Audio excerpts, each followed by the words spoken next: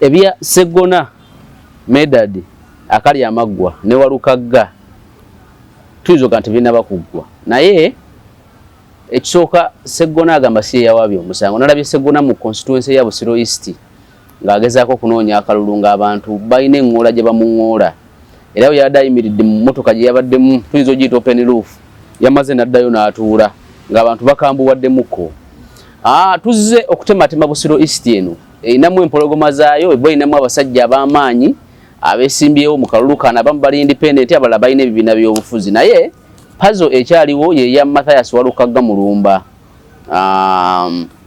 ey'ebitabo naye ng'ali nominated by Electoral Commission but bamutwala mu Electoral Commission nga munansi si Segona yamutwala naye munansi kati mu keso sokwebuza motive kyono gye yabadde naye amwinako leverage yonna kubanga okuli okutwala balina okubanga akuyinaka ensonga lwaki akututte kati munansi muna DP muna Wakiso yatwala Segona mu Walukagga mu kakiiko k'ebyokulonda nti empapula ez'obuyigirize taziina amateeka ga Uganda gagamba okwesiba ku baka bwa parliament olina okubanga olina siniya ey'omukaaga oba ekyenkanankana siniya ey'omukaaga omaze siniya ey'okuna n'okola certificate naye certificate eyo gy'okoze ey'emyaka 2 eno beera nga ekakasiddwa National Council for Higher Education oba bw'obanga olina institution yonna gy'olimu olina okubanga ebibuuzo by'okoze bya UBTEB certificate n'ofuna eya UBTEB n'otafuna certificate eya institution eyo yennyini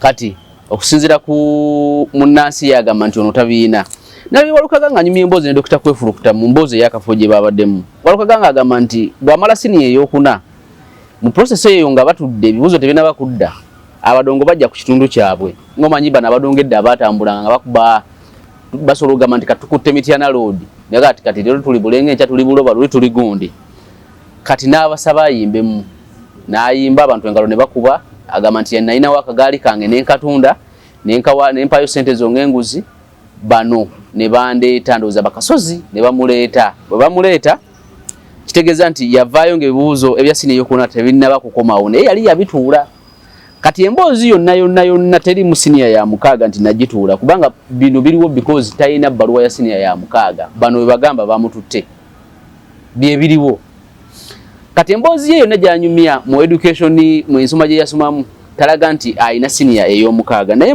emabegako yakola interview ngalaga nti alina diguli kati agamba nti yakola ebibuuzo bya mature age entry ku IUIU Islamic University in Uganda bw'obikola certificate ya mature age entry eno kubeera certified by National Council for Higher Education singo batobikoledde Makerere kubanga Sewanda Jegulu yanga nti Makerere University ye university yokka mu Uganda etali regulated by National Council for Higher Education ebyayo byemalirira kati ate Walukagga akugamba nti yagenda nabeera certified by National Council for Higher Education kakati Busiro East tugitunuulire nga ettaka essava eri abatuuze benjogerako ebibiina by'obufuzi twogera ku NUP naddala ne NRM NUP yakwata tiketi n'egiwa Walukagga by all means eyagala Walukagga yabawangula wabula ate era NUP eyinayo omubaka ne kakati akyasavinga ng'omubaka wa parliament ow'ekibiina ekyo gwetawa tikiti naye n'agaana okugondera ekibiina decision y'ekibiina n'asalawo gye independent yewe Mathias ye Segona kati NUP by all means constituency gyetaaga Segona naye constituency agyetaaga okukakasa bali nti temulina kye muli naye munyima tikiti nsobola okujja ng'omubaka naye ate era waliwo ne bamuyita Kiyimba wa NRM naye yinza obeera gyetaaga ne NRM tusooka tugijje mu ebibalo bino tubiteekemu NUP ebibalo bino tubiteekemu independent Segona ba independent abalala weebali nga Magoola and so many others n'abalala weebali abagala constituency eyo naye lwaki abawagizi ba NUP na NUP emisumaali egyakatiko bagikubye Segona nga bamulumiriza okutwala omuntu waabwe Walukagga mu kakiiko k'ebyokulonda nti talina bitabo naye nkugambe Segona si yaloopa waliwo omusajja ye yaloopye era munansi era munnawakiso naye era mu bino ebintu by'emisango tosobola kujjamu Sseggona mu kino kubanga ayinza okubeera nga ali mabega waakyo. Civilian yenna abeera bubeezaawo kizibu nnyo okumanya nnyo ebintu by'amateeka nti nkola ntya petitioninga ntya eri electoral commission n'ebirala bigwa mu kkowa eryo. Kati motive yoona eri ki eya Loopi amwinako leverage ki bukakafu ki bw'alina ku Walukagga nti ddala kituufu talina bitabo kubanga bwe kizuulwa nga kituufu nti tabiina by all means abeera avaayo baba bamugjayo baba muwanduukulula ate bamala omuwanduukulula tebaddamu kuyita banominating abapya muba mutambula bwe mutyo kitegeeza ono aba agiddwayo ku ground za bitabo tisine mukaga tujiina. Kati mu mboozi ya Walukagga kugamba nti akyali student ku IUIU naye ate nga tulina emboozi gye twawulira nti yafuna degree ku ewa Mukiibi omugenzi St. Lawrence University. Nkugambye NUP erwana okweddiza constituency eyo nga Walukagga yageddiza nga muna NUP gwe baba tikiti nate ne Sseggona naye alwana okulaga NUP nti temulina kye muli ne munyima kaadi nsobola okujja nzekka ate era n'empangula. Kakati mu mbeera eyo okulwanagana mu Busiro East tekuli nnyo eri bana NRM bana FDC bana DP bana UPC kuli nnyo eri bana NUP. Okuba mu matikiti Sseggona tagamba nti nvudde mu kibiina wabula yagamba nti sifunye bwenkanya eri ekibiina kyange naye nze nga wedi munnamateeka nsobola okunoonya obwenkanya ewalala. Kati emitwe basuula bagitakula aba NUP ekisooka omuntu wabwe okusigalayo kubanga electoral commission ye NUP yamuwa tikiti ng'emaze verifyinga nti ayina empapula yasoma ayina senior ey'omukaaga qualification minimum qualification eyeetaagisa oba esookerwako. Kati bwamala okunominatingibwa munnansi n'avaayo n'agamba nti teyasoma. Kati ate aba NUP bakutte emisumaali egyakatiko bagikomerera Sseggona. Sseggona kyalina kyekino nti Sseggona ye ayagala kukakasa bano nti mmwe temusobola ekisooka kulonda candidate mutuufu kukiikirira abantu kubanga ne kakati bali mu mutankana omukubamu obukubi ebituli ekyo kyokka kyokka. Julius Caesar yagamba nti omukulembeze yenna singa ateeberezebwa ne bwaba teyazziza musango ogwo alekulira yeesonyiwa position n'ebirala bigwa mukola singa ateeberezebwa emiya kasita bakususpectinga nti wabaddeko mu buli bw'enguzi wadde tewabaddemu kikuleetera okulekulira kubanga kijja kitya omukulembeze okumuteebereza nti yabaddeko mu buli bw'enguzi. Kati okuteebereza obuteebereza Walukagga nti talina mpapula ekisooka kyokka wadde ayinza okubeera ng'azina kikuba Walukagga ng'omuntu okumuteebereza nti talina mpapula ne bwabeera ng'azina kimukuba kuba bagamba lwaki tebateebereza Kangave. Kangave ye candidate wa FDC mumanyi omuvuzi wa boda boda ole yali agamba nti Sseggona yansiba biki n'ebirala bigwa mu kkowa eryo. Lwaki temwateebereza Kangave lwaki temwateebereza Magoola ne muteebereza Walukagga. Kati ekyo kyokka kyokka ekisooka kitta credibility ya Walukagga nti okuteebereza nti tolina mpapula naye oba oziina. Kati Walukagga mu bigambo bye akulaga nti alina abamulwanyisa. Of course politics alimu entalo, politics alimu emipiira, politics alimu buli kimu. Obala kino nga waliwo abala kino, ono n'abala kino oli n'abala kino. Kati Busiro East as per now nga bwe biyimiridde kati ng'oggyeko bino eby'ebitabo biki Walukagga akyali waggulu. Nga bwe biyimiridde kati Walukagga mu Busiro akyali waggulu ku Sseggona kubanga n'ekisanja ekiwedde nze mbadde njambaga nti Sseggona tebakuba NUP kumuwa tikiti n'awoza n'omusango gwa Kibalama yali takoma mu parliament. Kati yamukomye mu parliament yali NUP bwe mumye tikiti n'asalawo ajje independent ajje nga ye baze nga ye. Kati ng'oggyeko Walukagga yamaze oswazibwa nga nkugambye kati ate Sseggona naye afuna obuzibu eri public kubanga singa Walukagga bamujjayo yinza n'okola kye tuyita protest vote. Nagamba protest vote mu Uganda yatandika mu gya 8 Uganda yagenda mu kalulu November ndowooza December awo. DP yali y'amaanyi mu Buganda, UPC nga y'amaanyi mu Lango ne mu Bukedde.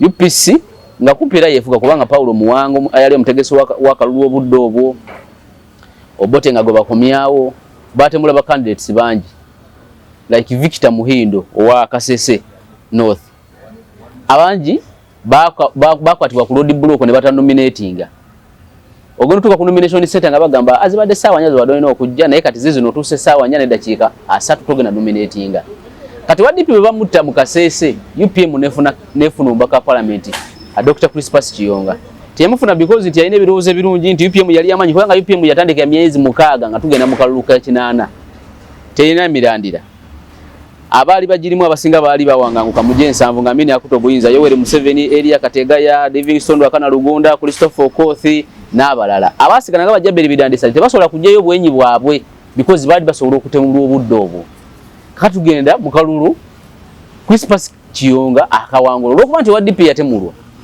abantu bakasese basalawo okulaga protestive vote kati osobola ba protestive vote entuufu tali eno gye boogerako gye banyonnyola obubine entuufu ngeri mu busiro nti walukaga singa bamujjamu candidate abantu gwe baagala kubanga essaawa zino yali waggulu sijja balimba yali waggulu singa bamujjamu olwokuba nti talina bitabo abantu basobola okulonda kangavve because of protestive nega segona wadde naawe oli kituufu olina amaanyi n'ebira naye tetugenda kulonda katulondo wa boda kangavve akiikirira abantu basobola okukikola nga protestive vote kati obukyayi basobola bumuteekako kubanga kino wadde directly si yatuteyo omusango naye toyina wokimujjamu ng'omuntu kubanga kikolera ye singa bamuwanduukulula oli kati ekyokubiri ono munnamateeka oli civilian tamanyina mateeka procedures kugenda mu EC ku submitting akukola ki bali babuuza nti aha ekisooka oli wa DP mission ye yabadde ki intention ye yabadde ki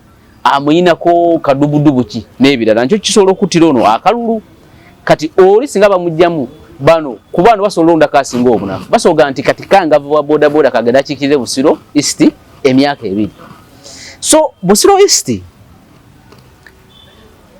eri wakati wa NUP ne NUP ekisooka kutaasa musajja waayo Walukagga okuva mu mbeera eno gyalimu ey'ebitabo bwamalo givaamu 100% asobola okuwangula akalulu kano omuntu obuzibu bwayolekedde bwe buno ekisooka ku ground talinaako maanyi njagala tukikkirize ekyokubiri amaanyi gabadde nago emabegako nage yawanguza akalulu gabadde ga NUP ng'ekibiina ky'ebyobufuzi kati NUP bwe yamu makadi n'asalawo gye independent era bwe yali ewuwe mu makage press conference gye yakuba yasalawo okutuula n'ayogerezeganya n'abatuuze b'e Busiro n'agamba bannaye nze nzize enteekateeka zonna ezibaddewo n'ebibaddewo mubirabye nsazeewo okujja okweroopa erimmwe abataka kubanga osobola okuddayo eri abataka n'obagaba bannaye abataka embeera yeeno nga Nsanja kye yakola n'awangula nga independent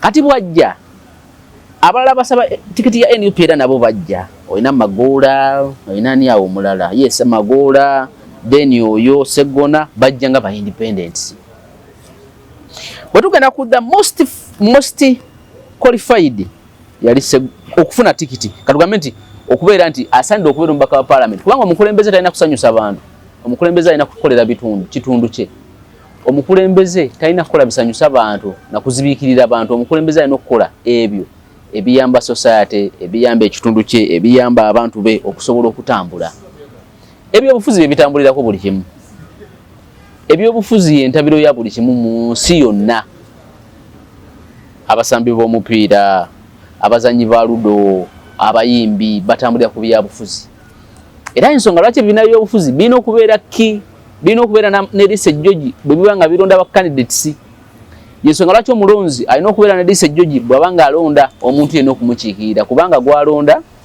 yagenda okukola buli kimu gwalonda yagenda okusalawo ku policies oba ku mateeka agasobola okubeera nga gagenda okukola mu nsi eyo gwalonda yajja okusalawo ku omusolo gunaabeera gutya kati ebyobufuzi tebirina kuzannyirwako nnyo birina okubeera nga birimu abantu ekisooka abagezi oba abasinga okubeera abagezi kubanga abantu bano abagezi oba abasinga okubeera abagezi bwe babeera mu byobufuzi ne society esobola okukula amangu kakati mu mbeera eri e Uganda tulina nnyo politics ayitibwa ow'amasanyalaze mu nsi yonna amasanyalaze gabeerawo nibaga nti ono yalina amasanyalaze because amasanyalaze bwe gakwata munnabyabufuzi yenna oba alina amaanyi oba abadde alina experience oba talina. Bano abalina experience n'abakubadde mu byobufuzi ebbanga eddene n'ababaddewo akaseera akawanvu basigala bakkiririza muno munnabyabufuzi alina amasannyalaze. Kati waliwo ekiyitibwa strategy, waliwo n'ekiyitibwa influence. Influence ge galinga amasannyalaze okuba nti osobola okukuŋŋaanya abantu 1,000 ne bajja ku laale ne batuula ne mwogerezeganya nabo. Kati strategy kwe kubala emipiira nti bwe baba nga batuteeyo Sseggona nga yalina influence, nze owa strategy nkola ntya? Mutwala mu kakiiko k'ebyokulonda naye nga talina mpapula ng'amaze omukolako background check, kubanga mu nsi yonna background check ekolebwa ku munnabyabufuzi. Ne meeya w'e New York kati nkakasa background check abavunaanyizibwa bali mu mukolako background check. Era okusinziira mu nsi yonna amawanga ag'enjawulo kati nga America baba banawa position yenna omukulembeze ebitongole CIA biki ebyo bikola background check ku bantu abo abadde atya, abadde yeyisa atya yengo omuntu abadde akola biki emabegako wona emyaka gye gyonna. Kati influence efunisa oli ticket Sseggona Walukagga, then strategic ya Sseggona kugenda mu kakiiko ka byakulonda nga amaze okufuna background check. Sigambye yagenzeyo naye ngamba asobola okufuna bonna bafunye nga bwolaba Bwete we yali mu musango ogwe $5,000,000 ne guggwa bwe gutyo n'agenda mu kakiiko. Kati strategically ono basobola okumugjayo wadde influence akola ki agiyina influence n'asigala nayo mu mboozi ye akugamba talina 6 ayina 4 naye ayinaawo agenze ku university biki ebyo isi ejja ku deciding oba ejja kusalawo ku nsonga eyo. Kati bwe kibeera bwe kityo olina omukulembeze gwe Busiro East yalina amaanyi yali ku ground naye ng'ayina entankanibwa gyatankanibwamu ti talina mpapula asobola okuweereza obulungi kubanga obukulembeze it's all about service. Buweereza okwata obuweereza ensi bwe yali etandika abantu baaliwo bakolanga emirimu gyabwe bakolanga buli kimu naye abantu batuula ne bagamba tetugenda kusobola kwezimbira nguudo masomero malwaliro n'ebirala bigwa mu kkowa eryo. Basalawo ne bagamba nti tugenda kulonda abakulembeze bakole gavumenti esoloze omusolo on behalf of uffe because nze sola kwezimbira luguudo wange n'oli ewuwe naye musobola okwesiga omuntu omu ye gavumenti ne mujjuwa obwesiga oluvannyuma lw'emyaka 5 that is a social contract nezimba enguudo nezimba amalwaliro ne tuwambuza amasannyalaze ne stabilizing ebyenfuna ne kola security etc. Abantu bwe batandikira kati ono ng'abusibwa ntalina mpapula abantu bano bagenda okuweereza kubanga emirimu gye ekisooka kuteesa ateesa mu lulimi Lungereza ebirowoozo byajje mu bantu n'abitwala ku floor ya parliament. Ekyokulikola budget alina okubeera nga alina erisa ejjogi okutunula n'okusakira ekitundu kye. Ekyokusatu oversight kulondoola mirimu gavumenti gyekola mu constituency amalwaliro gezimbye amasomero etc. Then kati emirimu ng'eyo egy'omubaka wa parliament kukola mateeka n'ebirala bw'abanga gwe mutwalayo abuusabuusiddwa kubanga Julius Caesar akugamba nti omukulembeze alina kuteeberezebwa. Tolina kuteeberezebwa nti gwe wabbye ssente. Tolina kuteeberezebwa nti yeggwe walemesa oluguudo okukolebwa newankubadde si yeggwe. Tolina kuteeberezebwa nti tolina mpapula zifiitinga gwe kubeera mubaka wa parliament newankubadde nti oyinza okubeera ng'oziyina. Mu mbeera bwetyo obuteeberezebwa kyokka kikujjamu obwesige. Kati Busiro East yeeyo Kiyimba wa NRM Mwale amaanyi agayinamu agatali mangi bati mu kasengejja oteekamu abantu babiri Walukagga ne Sseggona babiri bokka booteekamu. Kati bana babiri Walukagga ne Sseggona kuba babiri kuliko alina okufiira mu kino ekiriwo eky'ebitabo. Singa Walukagga azuulwa nti ayina empapula ze. Sseggona ava mu lwokaano tuteekawo kiyimba oba magoola. Lwaki ajja kyayibwa nnyo abantu ba Busiro. Lwaki otwala munno nti talina mpapula ate ng'ayina. Naye singa waluka gaggyibwawo nti talina mpapula ne bamuwanduukulula, era Sseggona ava mu kibalo awo olaba protestive vote mu kitundu ekya Busiro East entuufu ey'omunafu eyabadde tasaanidde ey'oyo okulondebwa. Kati mu kino nga bwe kiri ndaba nga Sseggona ayinza okukifiiramu.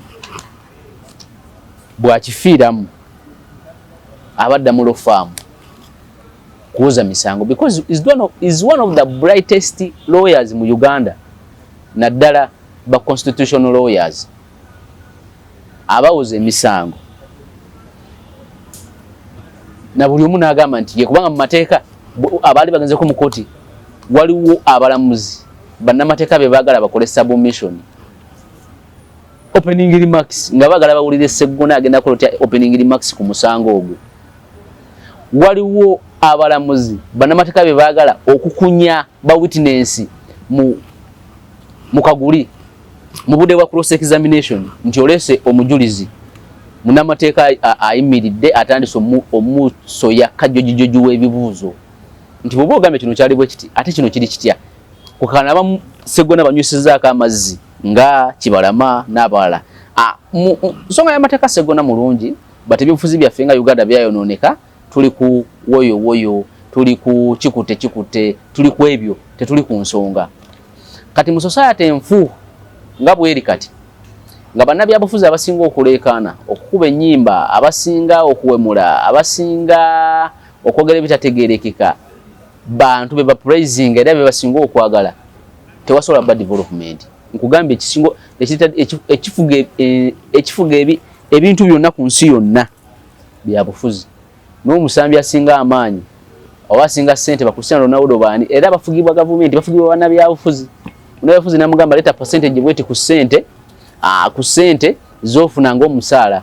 So ebyobufuzi bifuga buli kimu. Kati wano tulaba Sseggona ngazzeeyo okuwoza emisango mu lofaamu. Taddayo because talina maanyi, taddayo because tasobola, addayo because of the society. Abantu kye baliko tebakitegeera, tebamanyi bibalonda. Bali ku gundi ayogedde, gundi agambye tiikinga wano. Mu society bwetyo Sseggona addayo mu lofaamu. And society bwetyo ekyatambula ndowooza mpaka ekisanja ekijja balirabuka, bayinza okulabuka. Kubanga nalaba Oweekitiibwa Munyagwanga agamba nti mu myaka gye ayali omuyivu baasalako UNEB babanye empapula za Seya Ssebaggala, Agintege Nasa Ssebaggala nga talina biwandiiko. Naye nga naye yennyini akimanyi talina biwandiiko olw'okuba nti yalina amasannyalaze. N'aba nti bw'atuula ne Ssebaggala amugamba nti gwe agenda okuba CDF. N'atuula mu ngatto n'alowooza nti asobola okubeera CDF. Naye nga obudde obwo kyali tekisoboka. Omuyivu alina diguli, akutte ekkubo, agenze ewa ku UNEB abanja empapula ezo oyo gw'amanyi nti teyazituula nazituula, malayika yaba yazituula, and that is amasannyalaze. Ago ge masannyalaze. N'olwo omubaka ewakiso omukyala naye ng'abantu bewakiso bonna tewali n'omu amumanyi olw'okuba nti agambye omulonde naye yamuwadde tikiti masannyalaze. Kyekikabya bannabyabufuzi n'akaaba n'asita n'ebigere olw'okuba nti bamumye tikiti. Because takaaba lwakuba nti notasobola, akaaba olw'okuba nti society yasiruwala eronda bali abawereddwa tikiti eri, yensonga lwaki naye ayagala funa tikiti eyo.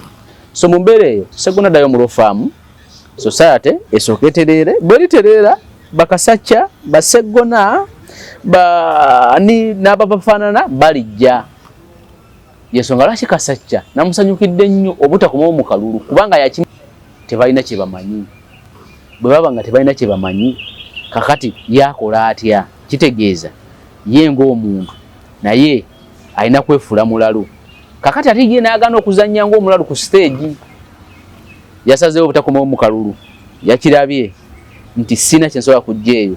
Society y'abalalu tebamanyi kye basalawo, tebamanyi bye baagala. Kakati ate abantu abafanagana ko bwe baagala obuweereza okuva mu bano bannamba lujega be balonda. Mu buli constituency mulimu omuntu ali qualified and more qualified than ayafunye tikiti erika amasanyalaze.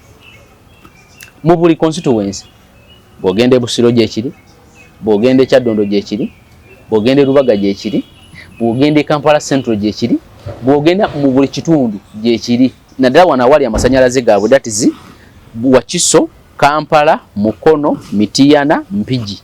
Awo weebiri. N'olwokuba nti society ye eri evuga kataka. Kati bannabyabufuzi nabo basalawo bavuga akataka. Ensonga lwaki avuka mu kino ekibiina, nadda mu kino ekibiina, nadda mu kino ekibiina, wawa asobola okuwangulira akalulu, wawa asobola okuwangulira ekifo ekyo.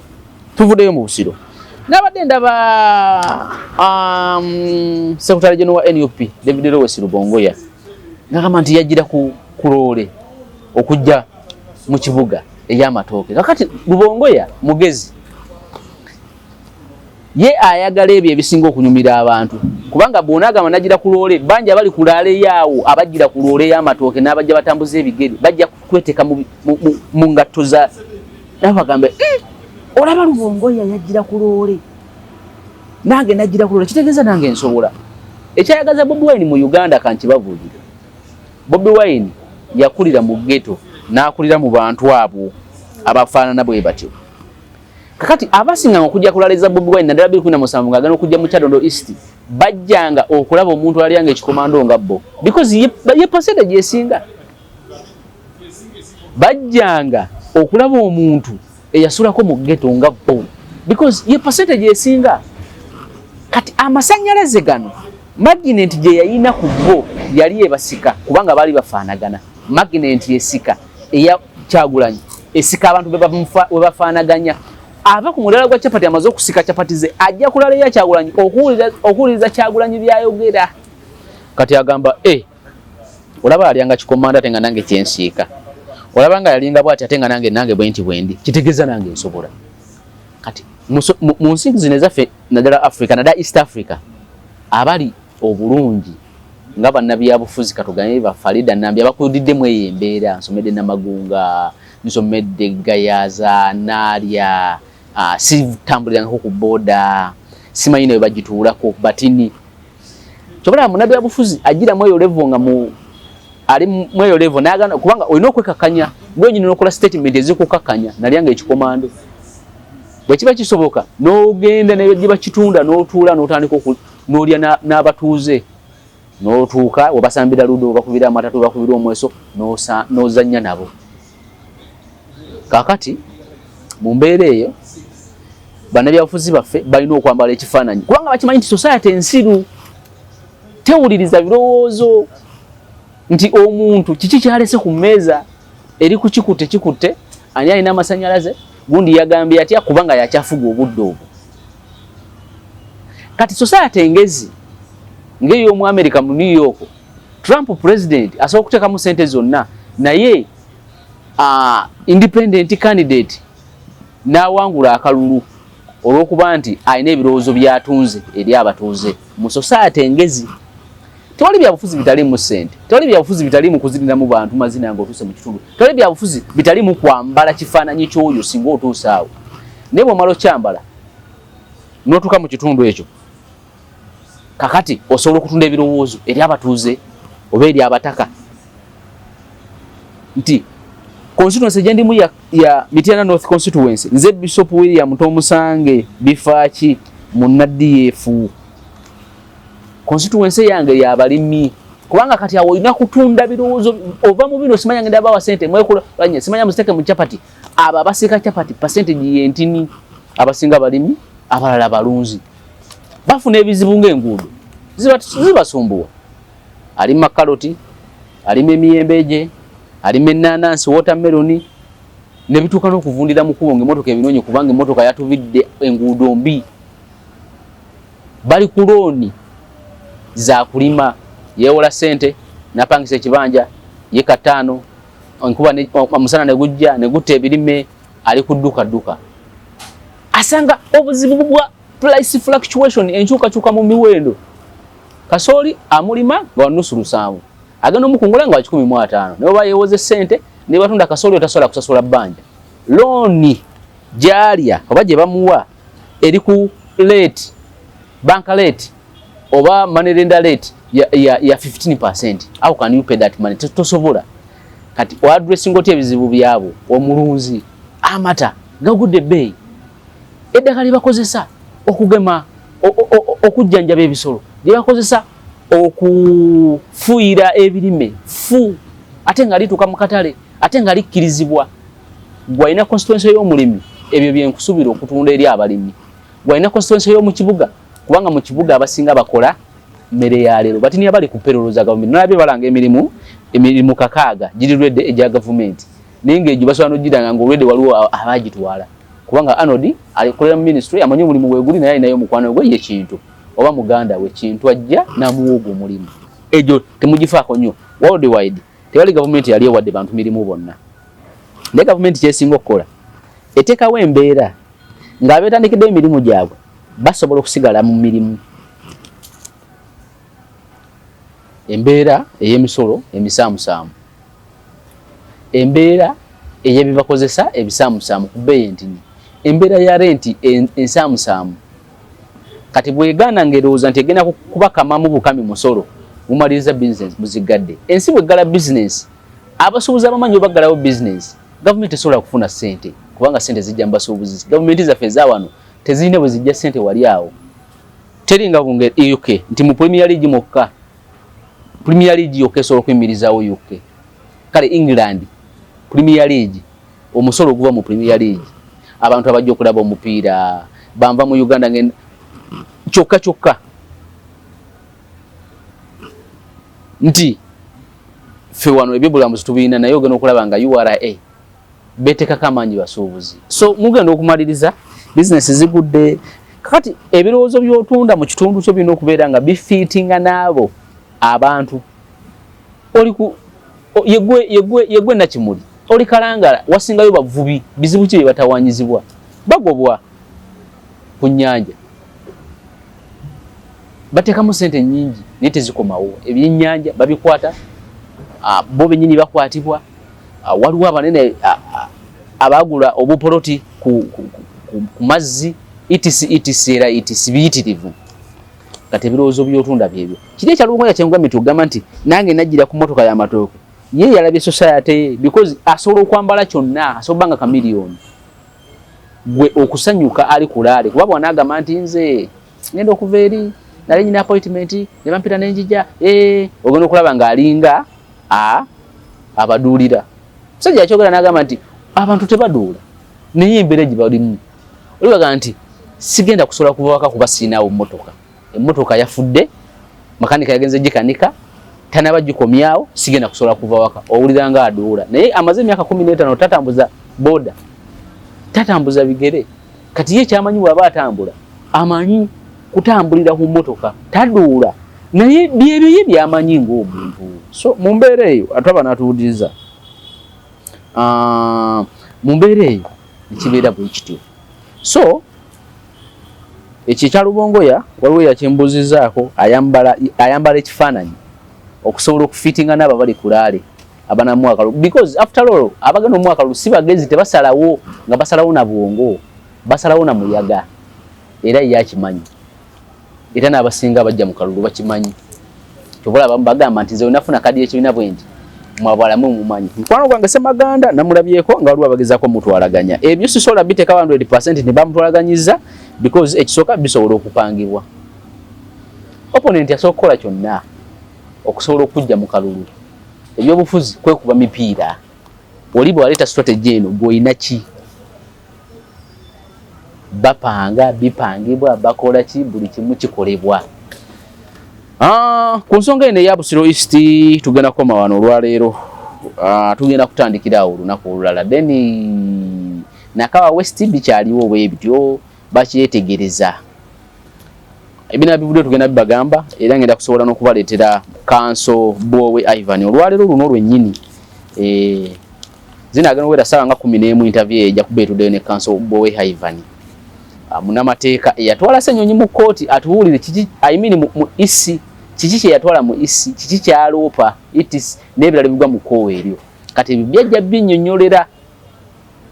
Tugenda kukoma wano olwaleero waliwo eyabuziza nti lwaki ballot paper olwaleero osanga abantu 15 bali ku kifo kimu ky'abaka ba paalamenti kubanga ekisooka be basindikayo balemye okukola buli omu alowooza nsobola okukola. Ekyokubiri buli omu yeeyagaliza ebyobufuzi zaafuuka ssente ebyobufuzi kufuna bwe kuba kufuna buli omu ayagala afune ensonga lwaki obalaba nga bayitirivu era buli omu nga yeeyagaliza. Tugenda kukoma wano tutandikire awo akuume atakuumira mpeera awangaale nnyo Ssaabasajja Kabaka.